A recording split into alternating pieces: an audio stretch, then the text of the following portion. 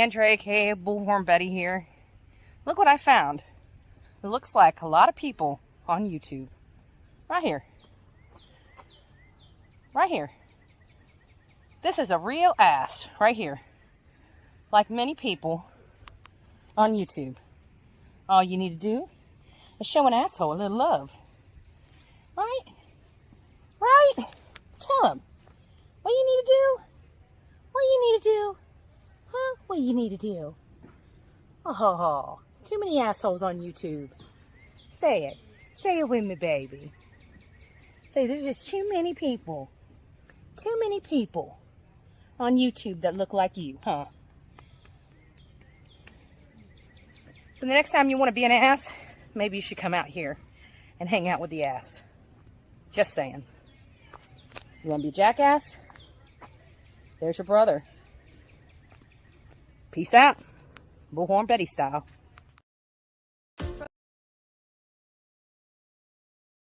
From the East Coast to the West Coast, we are everywhere true crime is. We are asking for the public's help. We are searching in the woods. We are doing what it takes here on the Bullhorn Betty channels to find answers to the most alarming cases we have been watching on the news. I can tell you personally that I have traveled this entire country seeking these answers and bringing that content right here to you here on the Bullhorn Betty channels and Bullhorn Betty Crime Stories. We are happy with the work that we've done. We brought many answers to the public, and we have defied mainstream media in our pursuit of the truth in these cases. We will continue to work. We will continue to fight for these victims, and we will continue to tell their stories here on my channels. Welcome to the Bullhorn Betty brand of channels and the Coffee Club. Thank you for your love. Thank you for your support. And more importantly, thank you for allowing me to bring these victims' stories to each and every one of you, advocating for each of these victims. God bless you. God bless America. And more importantly, God bless our victims.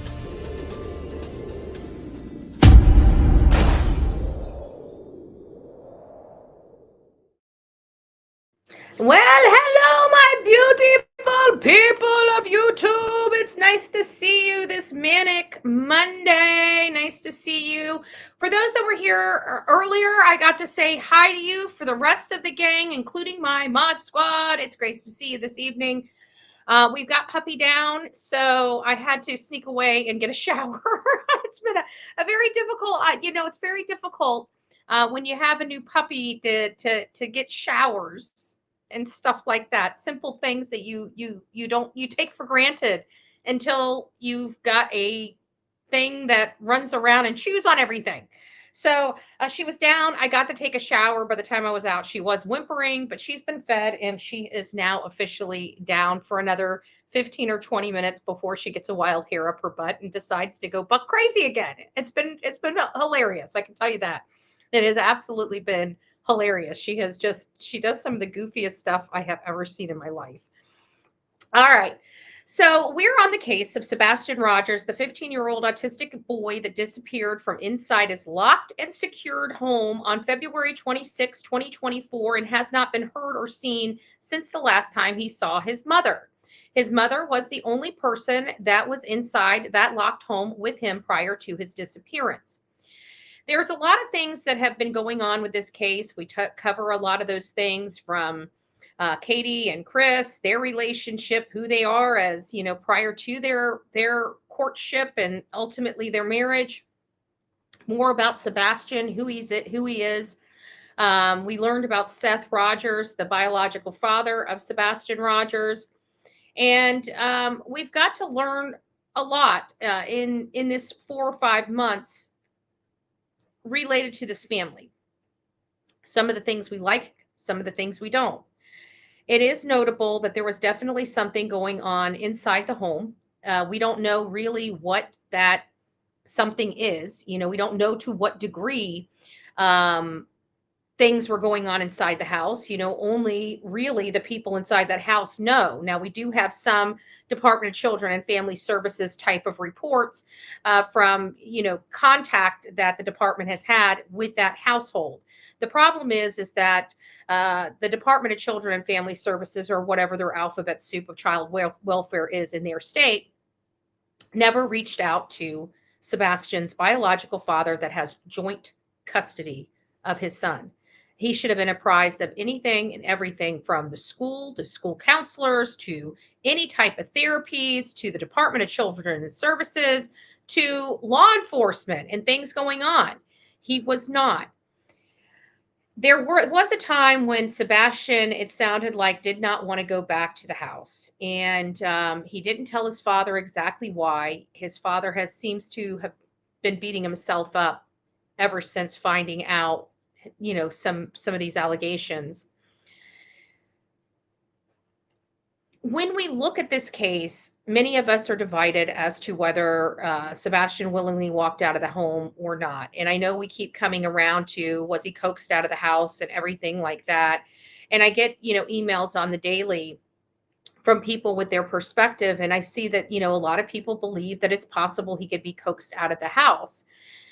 The problem with that theory is always the shoes. It's always the shoes, because if he was coaxed out of the house, he would have stopped and put on his shoes.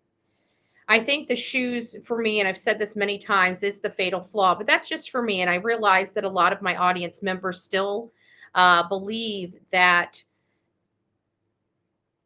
well, there's still people that believe that he never made it home from the steakhouse. I'm not in that camp, but I know there's still some people here even on my channel that believe that, there's something that happened on the way home from the Texas Roadhouse.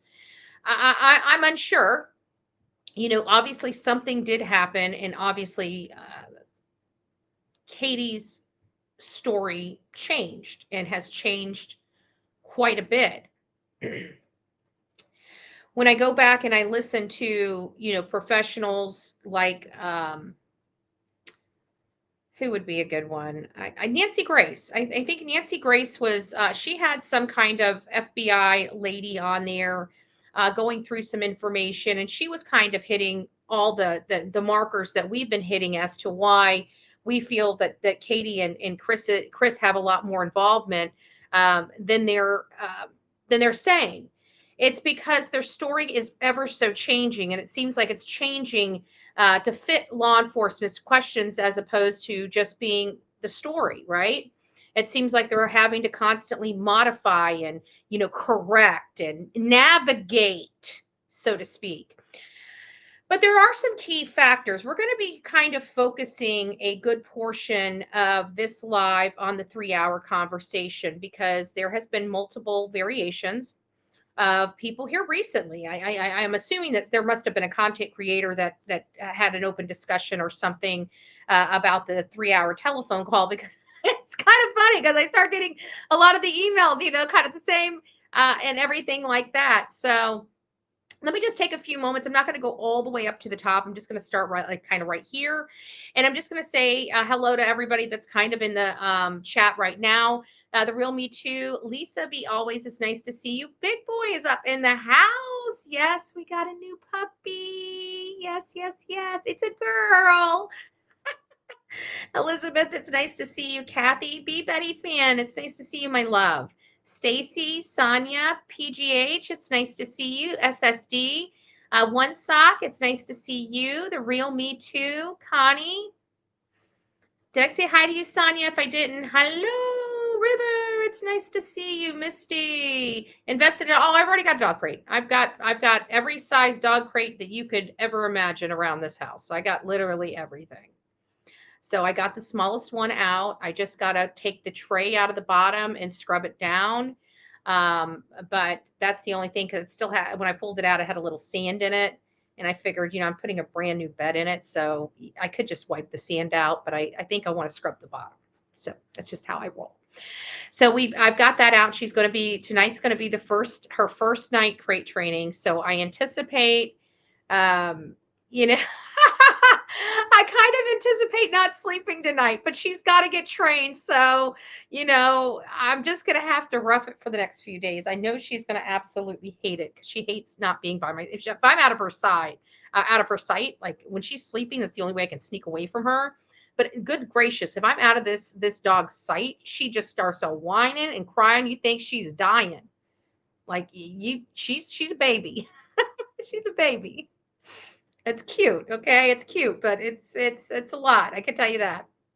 So, who else do we have? Sorry, this thing just popped up on me. Give me just a second. Let me get back to where I was. I'd burn it. Okay, there we are. Enoch, it's nice to see you. I think we got it. Lisa, Bialy, Stacy. Yes, I think we're back here. Okay, Big Boy, Drew. Nick, it's nice to see you. Justice Seeker, Elizabeth. B. Betty, I think I already said hi to you. Nicole, I heard the Friday night before he went missing, his mom and more than likely KP was at his Uncle D's house, adult playing poker, and Sebastian got in trouble for being on a computer. Yeah, I just don't believe any of this anymore because I feel like people are trying to interject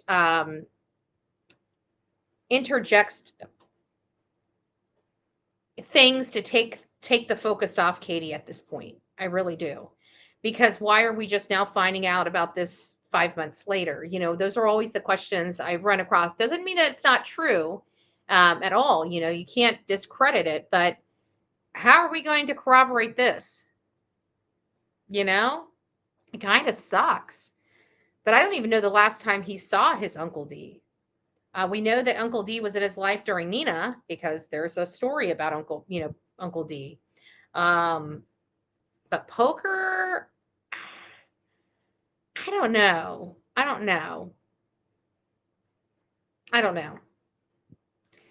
And it doesn't seem to me that Sebastian is like the risk taker that everybody, it just seems like he would have been just fine and content on his Switch, but hey, we're not there. So it's possible because none of us were there.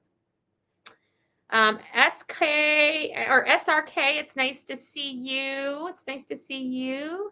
All Injustice, it's nice to see you.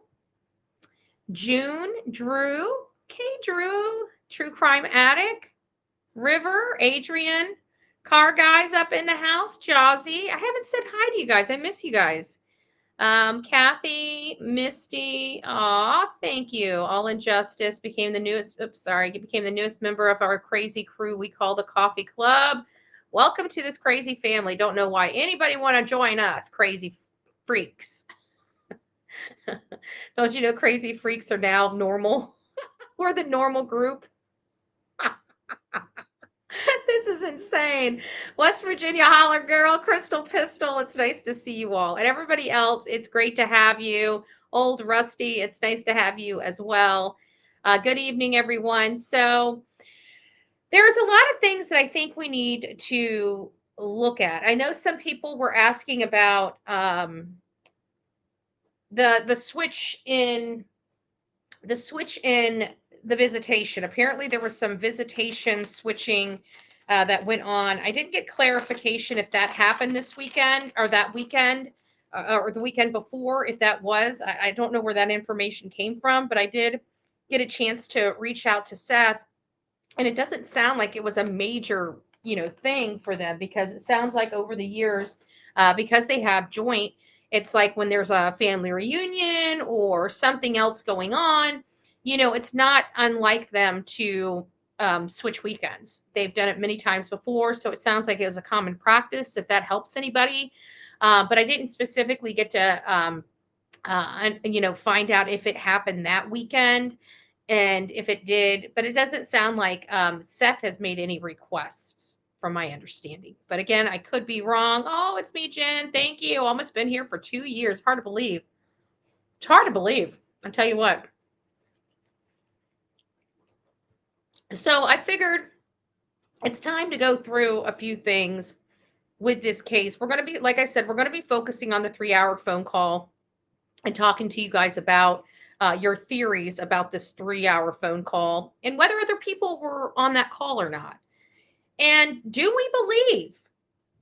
Is it possible? Do we believe that Chris came home? Or do we think he had Mommy Dearest and her henchman, Terry Bowersox, do it or help? Or do you think this is just a big old hoax? And Katie just hates Seth so much, she shipped him off and is willing to go to jail to keep the son away from the ex. I don't know. I don't know. I don't know these folks. The stuff I found out about them, I really don't care for, you know? When we learned that he walked out the house, or at least they thought he walked out the house, a lot of the professionals, because they were adamant that he walked out of the house, believed that they placed him out of the house. I was never on the realm of that. I always believed the reason why they absolutely had to have him go out the door is because they concocted the plan that he was just a runaway child. And the only way you can get a runaway child is one that willingly walks out the door. So it's one of those things, you know, I never trusted that. But then we get to Katie's story and her ever-changing story. But one thing that's never changed in this entire story is this phone call. Since the day she's omitted it several times. She's not talked about the phone call. But the phone call has been pretty much the same since the beginning of the story. And it was around, well, we learned that it was around 9. Now we're learning from Chris early on that the phone call didn't come in until like 9:43, 9:46, but it was a significant phone call between the two of them.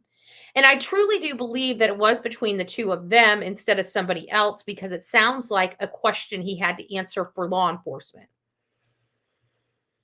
But we know that Chris knows how to use three-way, because he used three-way to call law enforcement, their main dispatch number, whenever he called 911, or not 911, the dispatch line the next morning, right? So we know he knows how to use three-way call. Is it possible he called somebody else on that while he was on that 3-hour conversation with Katie? Was there anybody he called after he hung up with her? These are things we will never know.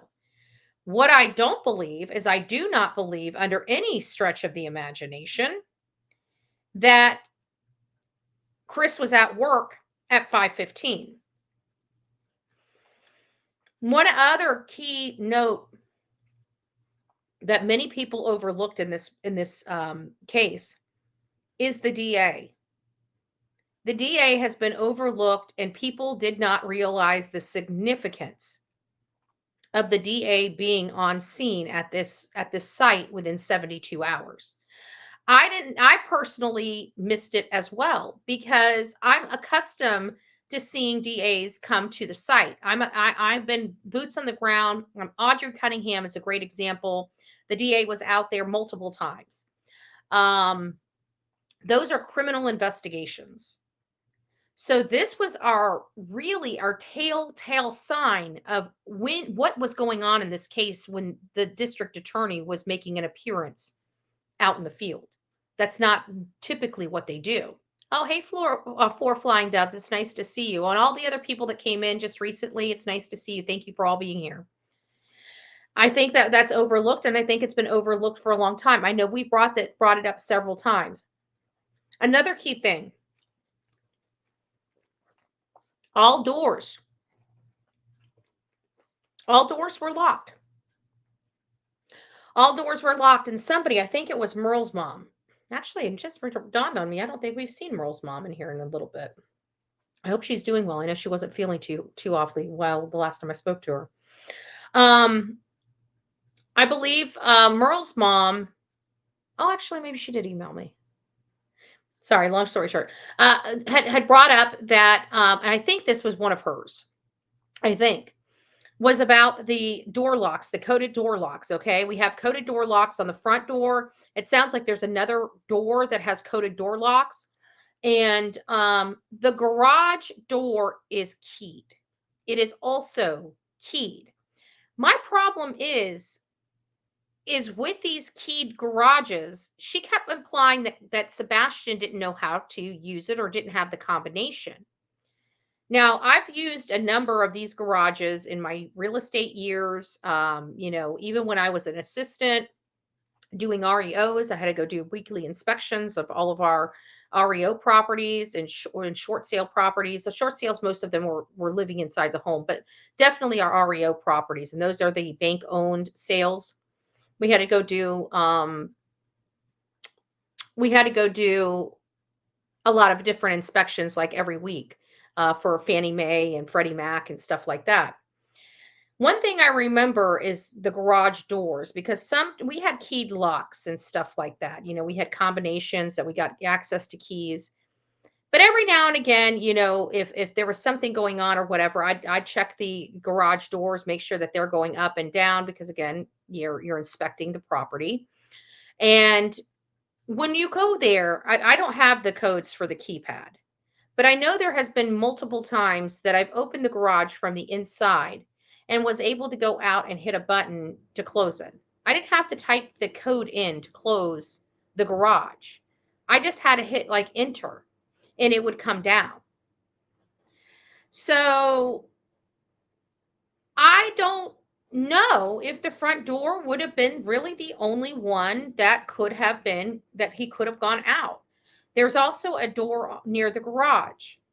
And there's obviously a door in the back of the house leading to their backyard, which is fenced with a metal fence, like an iron fence type of setup. So there's a lot of questions here, but I have reviewed footage, and I can see where those lights went back to the Proudfoot as opposed to the neighbor. I was very confused, but when there was a shot that I got and it aimed right where I needed it to aim, and so that's what was caught. But here's the kicker. None of these doors had been dusted for fingerprints. None of the forensic testing has been done of the house. This has been one of these cases where it's kind of getting hard for us not to start looking at some other elements from law enforcement. Why aren't they doing these things? Even if they think, according to the center,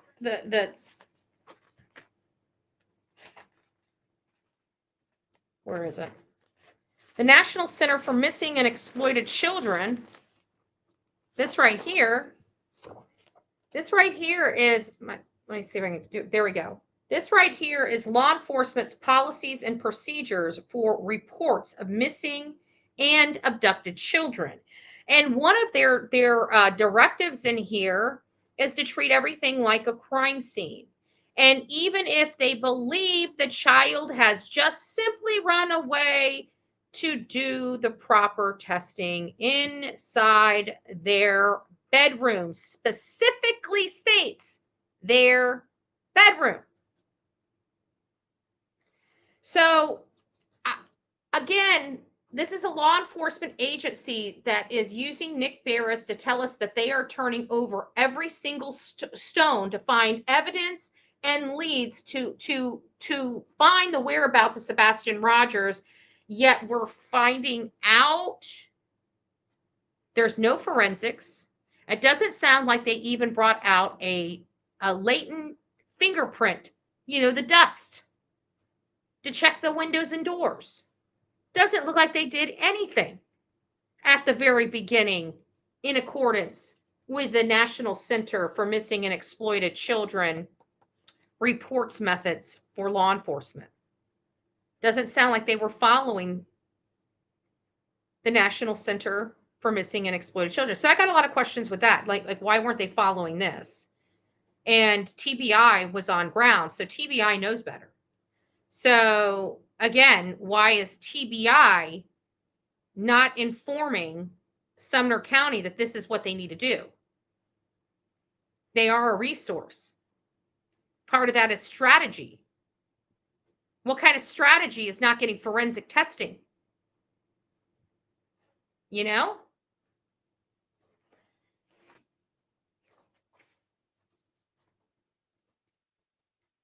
We have nothing caught on the door camera.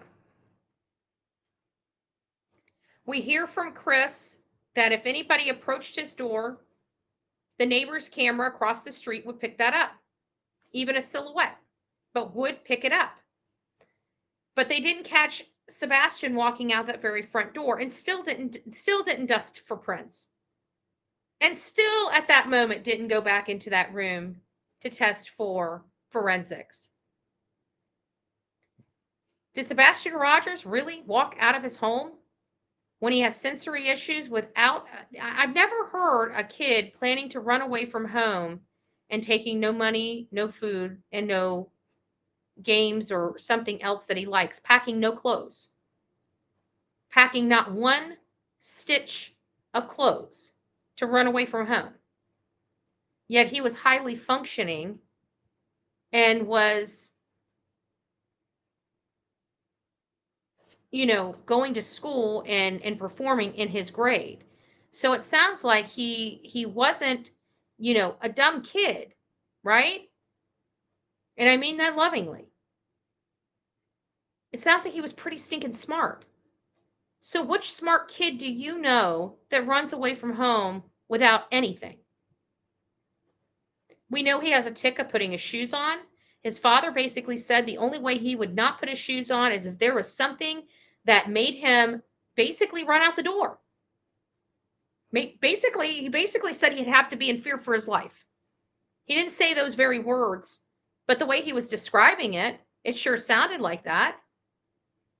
So it sounds like something major would have had to happen for him to leave that house without his shoes on. It is my belief he didn't walk out of the house. And when we challenged, because at first, Chris and Katie were so adamant. Remember that? They were absolutely adamant that Sebastian walked out the door. And when we started challenging them on it, saying, how do you know he walked out the door? Remember that? We had to go through that. It's like a month or two later. They keep saying it. And finally, somebody's like, how do you know? You keep saying he walked out the door, but you weren't there. And Katie was allegedly sleeping. And then he says, that's the only assumption we can. Oh, hey, Turkey Man. That's the only assumption he can make. And he walked out the door. And I'm thinking there's 1,000 different other assumptions that us on true crime could make up for him, And it does, and it's not him walking out the door without any shoes, socks, or toys, food or money. I keep finding it funny that everybody that disappears, when we think it's the parents, how interesting it is that they seem never to leave the house without any trackable items. Like, even in me in true crime, I don't think if I ran away from home, I would even think twice about taking my phone. I would take my phone because it seems like it's a part of me. Even though I'm running away from home, right? I still feel like I would take the phone. Because even though I'm in true crime, my brain doesn't think, oh my God, I got to leave this here. I'm being tracked. I'm thinking I need to check. I need to check my emails, I'm dipping out, but I don't want to dip out that much, But the bottom line is he was a gamer. If he had left the house, I would think at this point, he would be so noticeable because he would be freaking out. He would be absolutely having an utter meltdown. And then we come to the 3-hour conversation, and a lot of people are, starting to, I don't know, have their theories. I don't know. I really do believe they talked to Chris, because Chris, when he's talked about that, it seemed like he wanted to get ahead of it, because law enforcement must have questioned him about it, and he needed to get ahead of that. So I believe that statement was true. And I believe that he knew, law enforcement knew they had a conversation, a significant conversation. This is not just this wasn't an hour-long conversation. This was damn near 3 hours. It was a significant conversation. And I know that there are people, and trust me, my trucker family out here it has screamed it from the rooftops. They're on the road. That they have conversations like that with their significant others. I have had many truckers and other industries where their significant other travels for a week or two at a time. Hey guys, for all those that are coming in, Patricia, it's nice to see you. I think I said hi to you, Trish. Trish, Jen, I'm sorry. Lisa, Gigi, Betty, it's nice to see you. Mama Bear, Carmen, Pink Heart, Ginger Bell, it's nice to see you. Stephanie, Hell on Heels, it's nice to see you. Did I say hi to you, Pebbles? I think I did. But if I didn't, I'm sorry. Monica's Place. So now we're getting into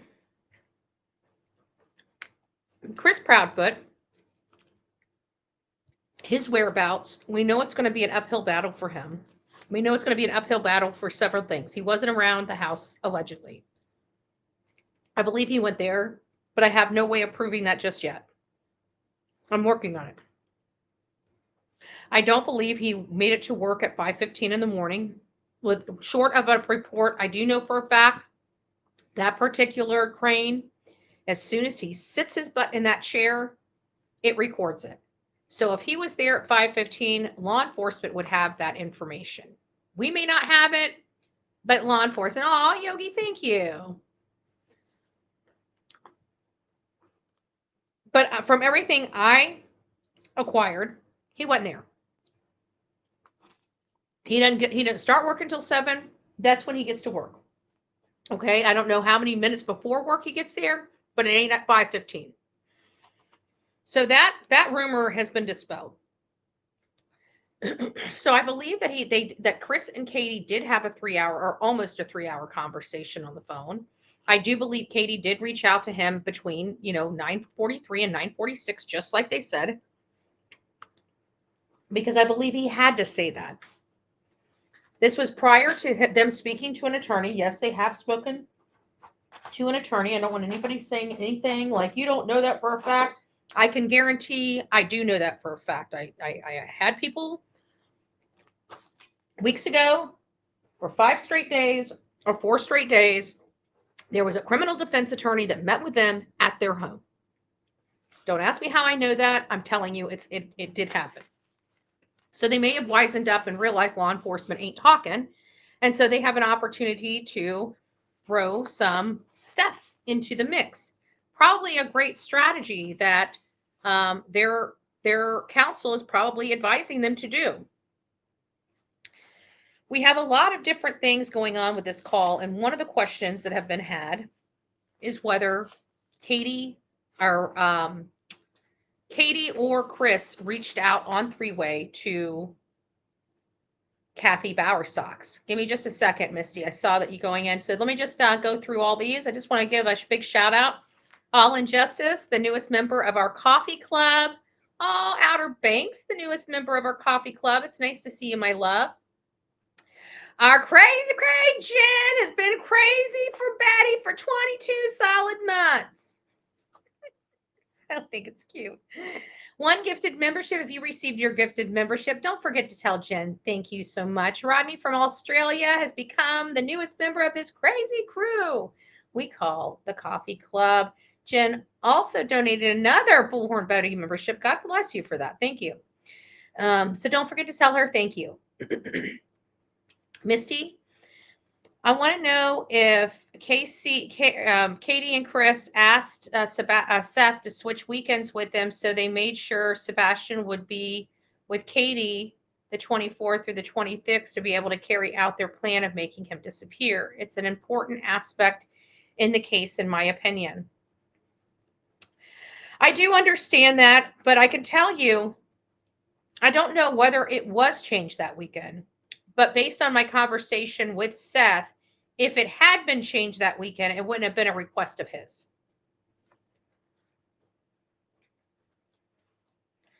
Mally Cat, thank you so much. God bless you. And then Misty, but I'll see if I can. I did want to let you know that there is going to be a live Saturday.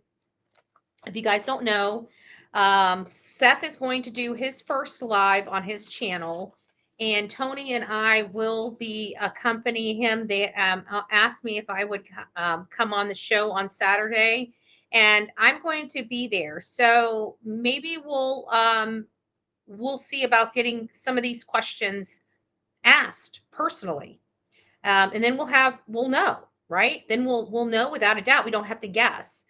In my opinion, it was premeditated. The answers to the question: did Katie and Chris ask Seth to switch the weekends to make sure they got him after Monday? I think date 2026 fell on Monday after that specific weekend. Yeah, that is definitely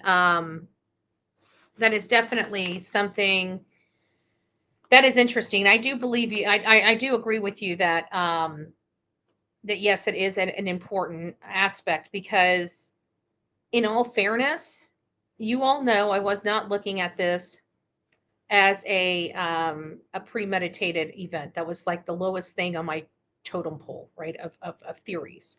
For those that have been with me for a significant, for the better part of this journey, you guys know my position, right? And it wasn't until a few things that I started entertaining this aspect of it, that there are some things that bother me with the date. There are some things that bother me with the timing. Finding out that she may have, I don't know. I don't want to put that in there because I can't corroborate it just yet. But if that is true, then, that is starting to really look more in line with what you guys are, it's hard for me to even spit it out, but it is plausible. I mean, these things are kind of, in all fairness, whether we like it or not, they're formulating all by themselves. I mean, people are sitting here, talking. They have been talking for a significant amount of time about how, exciting his weekend was, and what a great dinner, and everybody kept saying, was this her final, final supper? We started hearing all that back in the beginning, and it was so outlandish at that moment because we just didn't have enough information for it, that it was overlooked. I mean, intentionally overlooked by if I was honest, I wasn't entertaining that's the lowest thing on my totem pole. Like, I'm thinking Chris freaked out, and we heard all this stuff about that we could corroborate. Like, Chris approached Seth about taking Sebastian full time and didn't want him around Faith and thought he was a pervert. And we're learning that puberty for children on the spectrum, as well as this obviously chromosome deletion syndrome. I feel like there is a possibility of him obviously acting out. I've talked to enough parents at this point that I do understand that this is a very trying time. Okay, this is not just a trying time for the child going through this. This is a very trying time for the parents as well. They're having to go through this. It's when I don't think, for us, many of us don't. I mean, puberty, I have to imagine puberty for a child is a normal, somebody that doesn't have any disabilities is, rough. I mean, it's been a long time. I don't remember what puberty was like for me. Okay, I'm sorry. I try to think about putting myself in there, but I don't know. I can't remember. But I have to think puberty for girls is much different than puberty for boys. And I'd have to think that boys have a little bit easier time to, I don't know. You guys, the birds and the bees, I don't do well with these conversations. I'm sorry, guys. I just don't do birds and bees well, okay? I'm sorry, I just don't. But you guys get what I'm saying. I have to think that it's just trying. And then you add some disabilities with that, and not knowing, knowing the boundaries, like personal space and stuff like that. I can understand that it has to be a little bit difficult. And maybe that's where some of the pervert comments came from Chris. Either way, he was just an authoritarian figure, not a nurturing figure. And Sebastian needed a nurturing figure. And it breaks my heart because we're hearing that Chris gave Katie an ultimatum. It's Sebastian or me. We know for a fact he did not want Sebastian around Faith. And it just seems so convenient to me, in addition with the timing of and the date on which he disappeared. It just seems awfully convenient to me that, in all fairness, Chris got what he wanted. He got his wife without the boy, and he never has to worry about seeing that boy again or that boy ever being around his daughter. And I just find that a little too convenient for my liking. I'm not sure about y'all's, but for me, it's too much. It's too much. We've got the day, the date,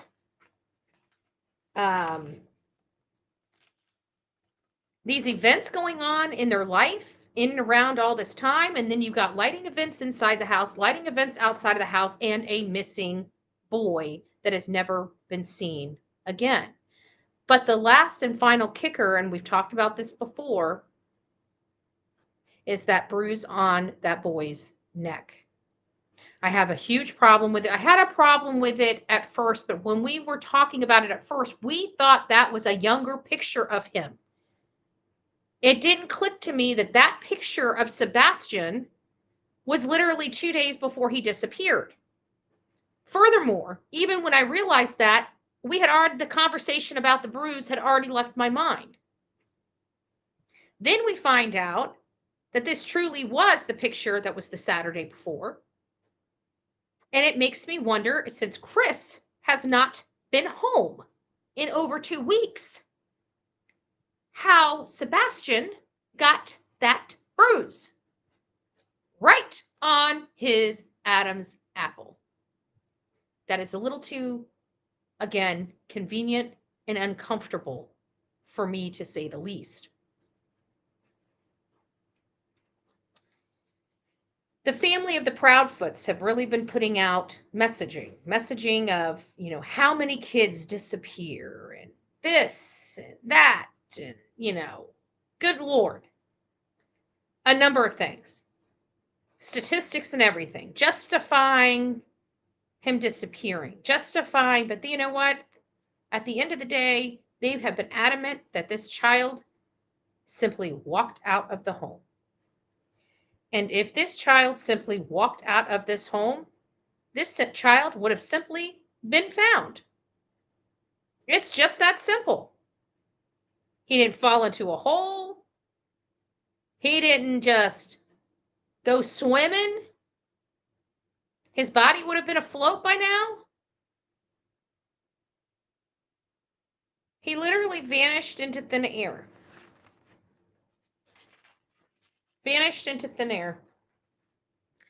And then this brings me to another point when it comes to Melissa. Up until March 2023, we had been seeing Remington. Let me get this off here. I think it's Remington Way. Let me find it. There we go. This property right here. March, shortly after, it appears. It might have been before. I got to look at the tax records. But on the paperwork that I'm looking at that was, free to the internet, okay? It shows Aunt Melissa all the way over here on Forest Drive. This is another area I do not like. It seems like another area that is prime for searching. This is the community, and look at all the trees and patches behind the houses.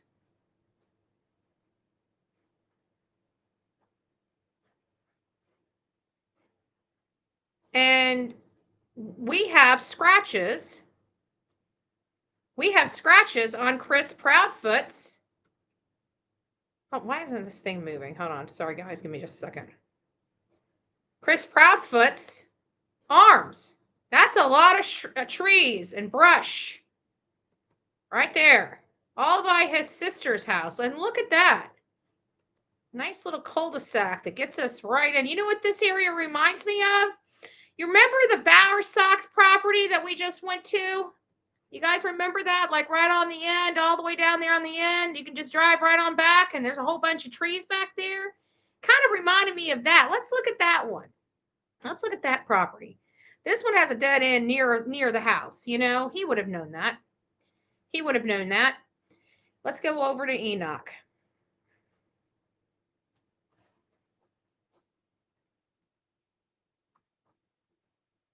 And why won't it go there? Let's see. Start slideshow. There we go. Okay. And then here is Enoch. Looks pretty. I mean, it looks lots of trees. Lots of trees. And then we got the dead end right down here as well. There's a lot more trees over by Aunt Melissa's than there are in the Bowersox neighborhood. But I still believe the Bowersox left to go to Alaska before Chris left to go pick up his camper. That is a big fat problem for somebody like me. And then you got this 3-hour conversation. We got what appears that looks like Kathy Bowersox vehicle's silhouette in a video where 2 light sources are coming towards it. It is very, very, very difficult not to look at all of the glaring issues going on with this case. It's hard not to notice all the inconsistencies going on with this case. It's hard not to notice all the rumors, the intentional rumors going around trying to thwart this case, and the harassment, stalking, and flat out threats that people are receiving, boots on the ground. They're searching. And it's not just one person. It's not just 2 people. It's everybody, including Terry Lynn getting a screwdriver in her tire. You can't make this stuff up, and all of us can't be lying. And I just happen to have mine recorded to boot. To boot. Do you think they bury him? I would think that this time of the year, the ground might be frozen and it's hard to shovel.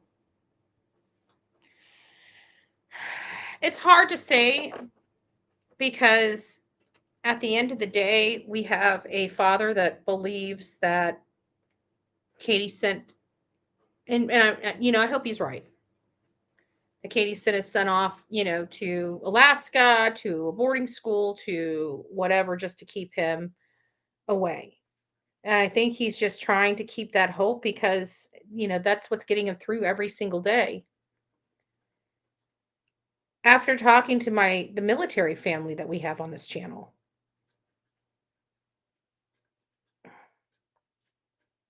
I don't know if burying would really be, really have to be. Honestly. I think Chris did what he had to do to get Sebastian gone. Gone. So he can't be found. I think that's the only thing in my mind that explains a 17-hour trip. That's a very disgusting, and I pray to God every day that I'm wrong. But that's why it's so important for me to find out where Chris was for 17 hours. I know 7 of those hours were driving. So we got 10 hours. And I have to think that it's really more in line with 8 hours, 4 hours one way. But if we, and we may have to consider that because we're talking about a massive amount of search area. I'm going to be starting in Gallatin because that's where I truly believe he was.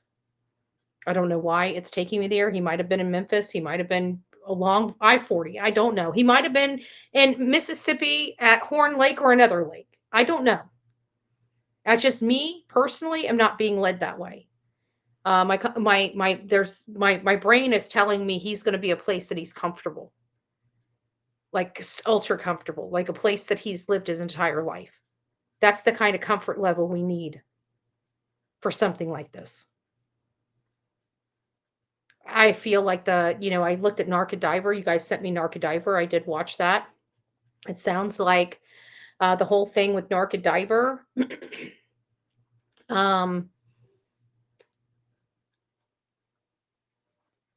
It sounds like, he's also reiterating the amount of searches in that 5-mile radius. So if he's not in that 5-mile radius, he's further out. And if I truly believe that that car is associated with Sebastian being removed from that home, which I do, not that it's fact, it's my opinion. And it is also my opinion that that vehicle's outline matches a lot to do with a QX80 Infinity SUV, which just so happens to be driven by the Bowerstocks. Is it possible he's buried? Yes, I would believe that he's buried or sunk in water.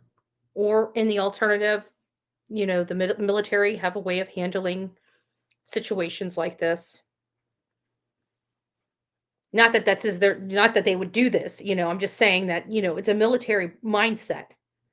And you're taught in the military to think and act on your toes and feet in different situations, training that you and I don't have. They have to do things that you and I would never have to do.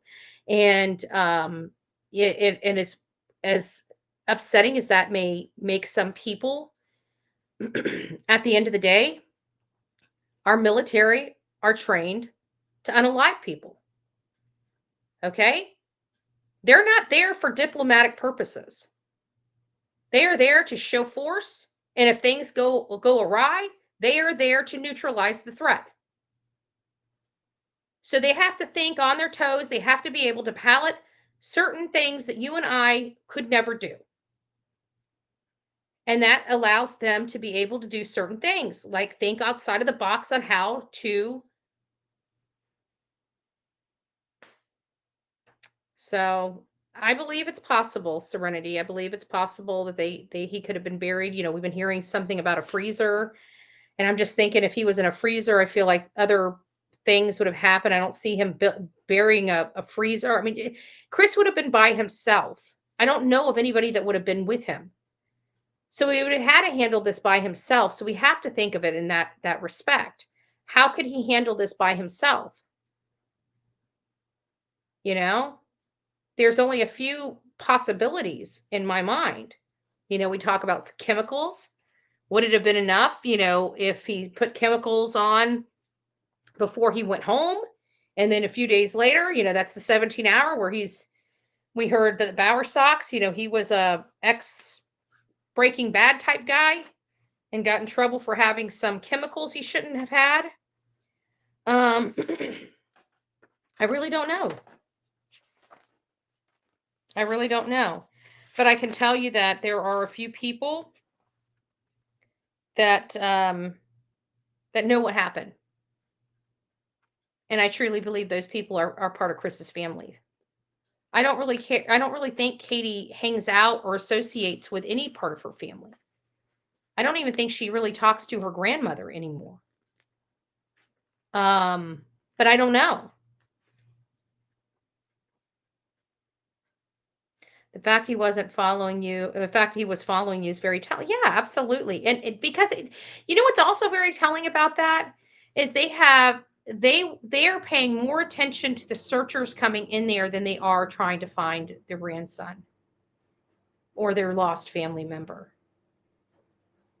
If somebody has time to follow me, they have time to be searching in the woods. They have time to be posting flyers. And you know what? Let me be honest with you. What pisses me off the most is Terry didn't, after him following me, he probably watched me put up a few signs. He didn't even offer to help. He just allowed me to put them up all by myself. What a shame. What a shame. First thing my autistic granddaughter grabs going out the door is her tablet and shoes. She will not leave without it, Betty. She will have meltdowns. I believe it. I believe it. It sounds like Sebastian, it sounded like he was, he was doing well. But I just don't believe Katie's story with the whole, her never having problems putting him to sleep. It sounds like that's a flat out lie. It sounds like she would have had problems that night putting him to sleep with the overstimulating day that they had. There's just a lot of things that don't make sense. Her story changing from her being in the kitchen at 11:30 when she heard the thud and Sebastian hollering back that she was fine. He was fine. Go to bed, mama. To it being at 9 o'clock, he went to bed, 10 o'clock when she heard the thud, and Chris being the one on the phone with her for several hours. And then while she was falling asleep, telling her to go to bed, put the dogs away and go to bed. And then later finding out that the dogs usually sleep with her in bed, which just adds another layer of, bull hockey. I don't know what else to say. I'm using my mama's word, bull hockey. Bull hockey. Remember, C made a formal statement about no one has permission to search his home property. He includes his family members' home and property too. Yeah. That's why I listened to that. And I'm starting to look at the family because I believe the family is involved. Aunt Melissa making the statements that she has since Sebastian went away, justifying, oh, don't look at our family. Look at all these kids that go away that never are found and da-da-da-da-da. And this happens. And I was actually going through, because I was going through my cards. And I have one of Don. It was when we were all at the Airbnb, and Don Wells was talking, and it was right at this 8-minute mark. He starts going in. You can't tell me that there's not people that just disappear, and something to that effect. And it's like, yeah, but they're not on top of a freaking mountain surrounded by 21 dogs either. Everybody keeps forgetting that when it comes to Don Wells with their avocation of how wonderful the parents are. That child, that doesn't make sense. Finally, after all this time, after all the research that our team did on that case, we finally have somebody coming up to the plate and it's Jennifer Coffindaffer. She did a little skit on Summer Wells, and she basically is saying TBI has to have something that this, and going through some of her professional knowledge of how these changes in Candace's story really are problematic. She talked about the couch in front of the door. She talked about a whole host of things, and it was really good. And I just happened to come across all this stuff because I'm going through my cards. I got this new computer. I wanted to see what I have. I was wanting to do, drop some new content on some other cases that we have, like even that Savannah Soto. We went out there. I've got clips on all of that, and I haven't even, when we were in Texas, when we were covering Audrey Cunningham's case, we weren't intense. We were going out there to look at the border and stop by Savannah Soto's. But when we flew in, we received an Amber Alert and drove 4.5 hours out of our way to cover the case of Audrey Cunningham, which was a beautiful little girl that was brutalized by friends of her father, and ultimately lost her life as a result. It was just a sad case, and we knew who was responsible. I knew who was responsible before I even laid my eyes on him. I knew who was responsible before I even stepped foot in that town. We already had all the information. And then we've got here that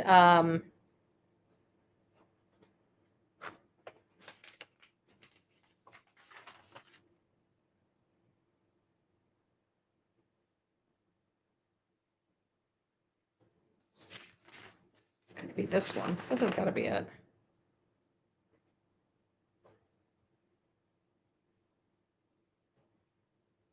I got to go back through this because there's some place in here where they explain that Chris was at work by 7.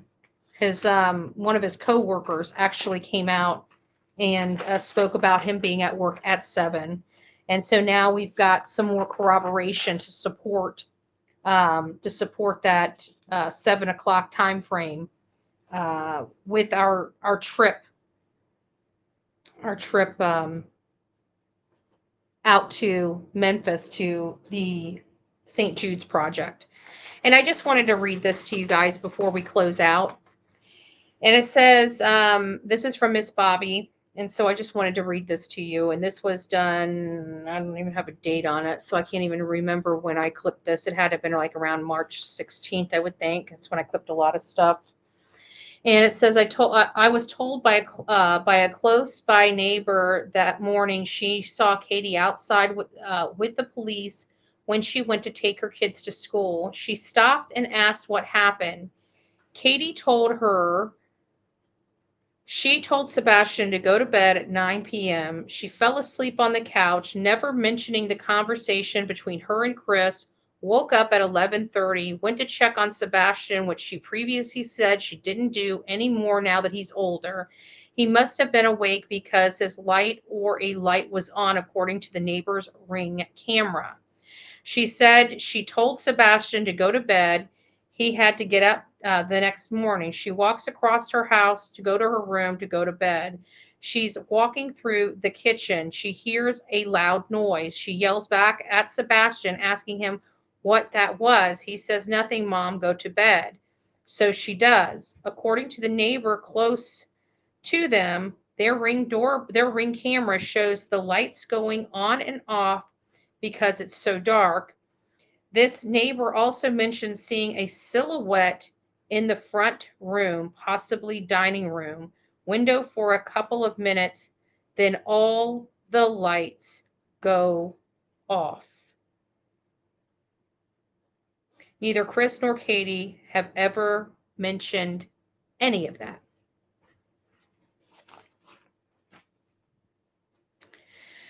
So, who was on the 3-hour conversation?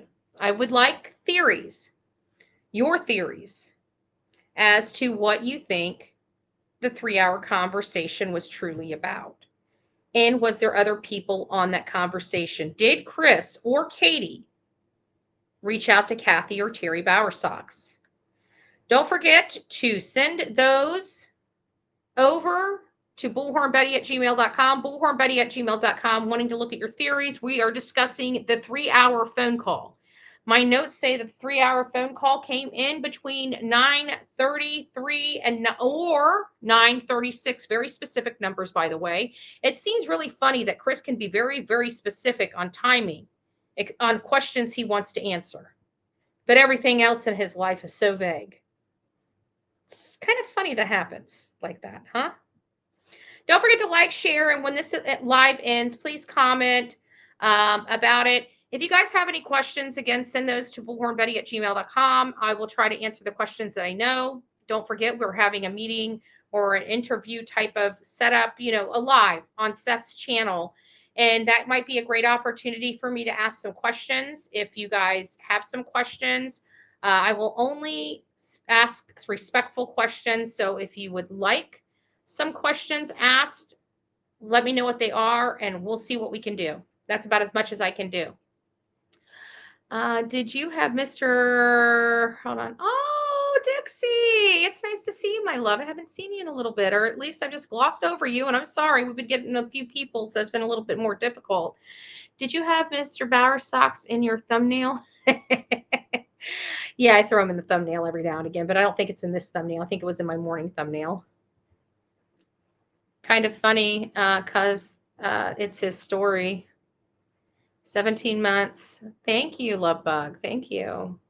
I didn't know why she told the neighbor all of that. I would have just freaked out saying I can't find exactly. Well, that was the problem I had with that whole statement, is that it was a dissertation. It was convincing. She was trying to convince the people. She wanted law enforcement to overhear her rehearsing her story. I don't know. It just seems like we've discussed this before. We even said, like, who has time to say all that? Like, my son's missing. If you see him, please call me immediately. Like normal people. She didn't ask how did it happen. Like, well, she's going back the night before at 9 p.m. That lady just driving by wanting to know why the cops are there. My kid's gone. If you see him, please call me. That makes sense. Nothing since this case has ever started, none of this has made sense at all. None of it has made sense at all. All of their stories. Oh, hey, Peter Pan, it's nice to see you, my love. So, yeah. It just But that does have me kind of stumped right there, Misty, because like I feel like there should be forensics done, and those other areas should have been searched. I'd like to know that they were searched. We know that they had some targeted searches that we were probably not paying attention to. Even that patch behind the Bower socks, Seth has been adamant from the very beginning that there has been searches, and the dogs have been out there, and I believe NARC had even checked the water over there.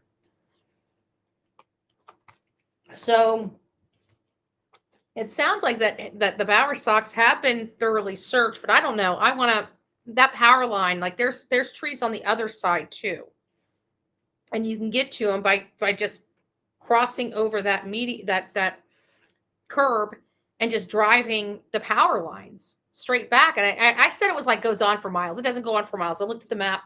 It looks like from down where I was looking at, it goes on for miles, but it doesn't. It actually goes up a quarter mile. And that's still a good distance, though. That's still a good distance. So I just feel like that would be a prime location, and both the properties at Aunt Melissa's seem like she has the one on or had the one on Remington, and now this one over in White House, and the one over in White House is just nothing but surrounded by trees and stuff. And we've got a man that looks like he went through a meat grinder when he had a interview with the local news in that green shirt, the one we dubbed the green shirt interview. So was Seth at the house, Shanefoot's house that day? Yeah, he went over to the day that Sebastian went missing. He got there. I can't remember his exact time. He told us. I think he said, I don't want to put, because I don't remember. My face is starting to peel. I can feel it. I can feel the peeling. I need to put some lotion on my face. But I don't remember what time he got there. But when he got there, Kathy was already there. And when I went to Worsham's, it sounded like, without a doubt, Kathy was there. And it sounds like the timing was at 5:45 or around 5:45. The problem is that this was 15 minutes before anybody knew Sebastian was missing. You know what I'm saying? So I've got questions, but we need to focus on the 3-hour conversation. Was anybody else called on that 3-hour conversation? Or does this prove that Chris left his phone and had another phone with him? Because I feel like the Bower Sox got involved somehow, because it looks like the back end of their car is in front of that one camera. I don't know, guys. I'll leave it up to you. But don't forget to leave your comments and email me. I know I've gotten behind on my emails, and I probably won't respond to a lot more of you guys, because the emails I've gotten up to about a week. So if anything came, past a week, I'm probably not going to address it, because in my opinion, it would be stale. So if you didn't get a response and it's still relevant, you might want to resend it, because I'm literally going to go and delete them all out of the system, because there's just too many. And I can't, it's taking way too much time, and new stuff is starting to come in, and I'm starting to read stuff that is outdated and has staled. So if I missed you and you're still relevant, you might want to send me another email about it if I haven't responded. If I've given you a thumbs up or a heart or something like that, that means I did read it. So you don't have to worry about doing that. But I think that's it. And I'm going to let you guys go. I've got to try to, she's sleeping next to me, so that means I'm going to have to wake her up. And she's going to start crate training tonight. So I don't know how tomorrow morning's going to be. I don't know if I'm going to be like dead to the world or what. We'll just play it by ear. We'll just play it by ear. But you guys have an amazing night. I know we're still working on some things here. We're going to be back at in the area at the end of July, beginning of August. This one we're going to be doing physical ground searches in a few areas. And we're probably going to spend about 2 or 3 days heading back and forth to Memphis. It's going to be, like, gas wise, it's going to be one of the more expensive trips because we're going to be doing several different tests to Memphis and back. It's going to be, there's several routes there. One's a longer route than another. You know, we do have to look at those longer routes. We can't just totally I could care less about that lady. That lady's got some major mental health issues, and she's literally obsessed with me, like like really obsessed with me. It's a little concerning. Like I'm concerned for my safety. Everybody thinks this is just YouTube BS, but what other person is that obsessed with some single person? The lady's got a few screws loose. I'm sorry. She just does. You have done an incredible job. Thank you. Thank you. Yeah, I'm going to do my own thing. I could really care less what people say about me. Just as long as they're not caught trying to hurt me, trying to get me killed. I think she's incited her audience. It doesn't matter. When I find out who she is, and I will be finding out who that lady is, I will be suing her. I will be suing her for everything I've got, right? I'm going to go out, and she's not going to be a 200 or 300,000 lawsuit. I'm going after her for millions. Does she have it? I don't really care. I want to make sure she never does what she did to me to anybody else ever again. Ever. And the only time people listen is when there's a high price to it. So there is that. And I could care less what she says, because you know what? She has lied to her audience. She said that this case would have been gone. This case is gone, right? This guy got nothing. This guy got nothing. Well, I hate to burst her bubble. I'm still here. We're still in this lawsuit. And at the end of the day, they're not going to be able to run from it. They can sit there and mock it all day long, but there's going to be a day when she's going to have to pay the piper. And I will be there. And at the end of the day, we're going to be taking depositions. She's going to have to be answering my questions very, very soon. My questions. My questions. She's going to have to answer me. So just think about that. All right, guys. I hope you're doing well. God bless each and every one of you. We will see you soon. Rock it out with your coffee beans out. If you see something, say something. An ounce of prevention. I can't even speak tonight. An ounce of prevention is worth a pound of cure. If you see something, say something. There we go. And don't forget to be fearless. I screwed it all up. Have a good night. I'm going to bed. I'm utterly exhausted. God bless you. And God bless this little thing. She's gonna hate me. But I will show you guys before I leave. Oh, there she is. I just woke her up to show you. I was a mean mommy. Hold on, let me take this off so you guys can get a full view. Oh, there she is. So little Delilah. She's going to be squealing tonight. I know she is. She's going to hate this kennel. I hope she doesn't do that bad. I really do. I hope she doesn't do that bad. But either way, we'll see you guys soon. We'll definitely see you tomorrow, and we'll chat then. God bless. Don't forget to send me your emails. Love you, and God bless.